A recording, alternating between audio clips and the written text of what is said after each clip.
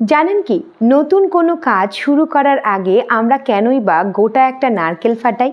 কেনই বা ঈশ্বরের কাছে পুজো দেওয়ার সময় আমরা গোটা কোনো নারকেল ঈশ্বরকে অর্পণ করি? নারকেলের সব থেকে বাইরের যে শক্ত আবরণটি থাকে খয়েরি কালারের, তাকে বলা হয় রাজাস।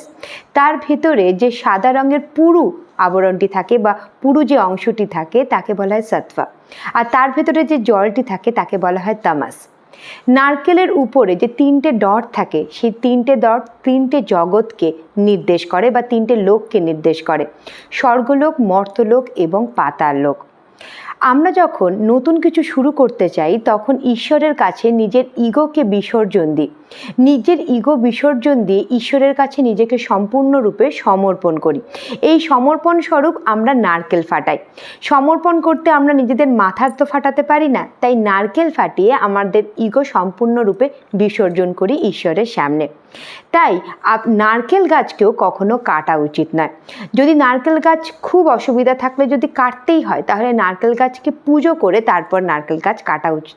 আর যতগুলো নারকেল গাছ কাটবেন ততগুলো নারকেল গাছ আপনি অন্যত্র কোথাও অবশ্যই পুঁতে দেবেন।